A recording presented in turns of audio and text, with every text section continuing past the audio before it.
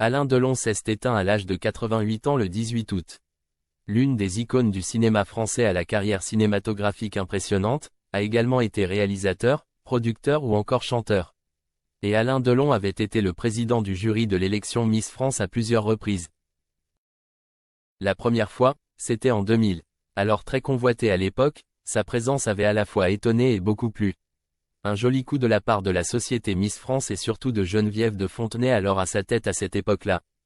Ce jeudi 29 août, Xavier de Fontenay, le fils de la dame au chapeau, était l'invité de l'émission La Piscine de Jordan Deluxe sur C8 et il a raconté les coulisses de la venue d'Alain Delon.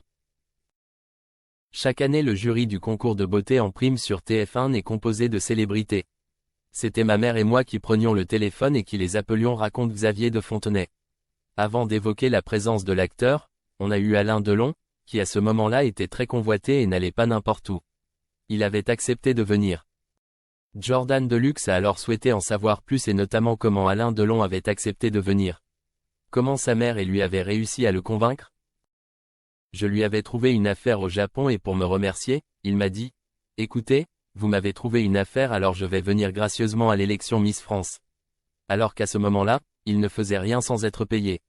Et ça se comprend, c'est une star internationale, a révélé Xavier de Fontenay. Puis, c'est au tour de l'ancienne directrice de la société Miss France, Sylvie Tellier d'évoquer ses souvenirs d'Alain Delon avec les Miss France. Il a été dans le jury en ma présence pendant 3 ans. Quand j'avais contacté Alain Delon pour être président du jury, il m'a dit qu'il était d'accord, mais à la condition que c'était à vie. Raconte-t-elle dans les colonnes de gala ce vendredi 30 août. En effet, en 2011, Alain Delon avait été nommé président à vie du jury mais en 2013, il claque la porte avec perte et fracas.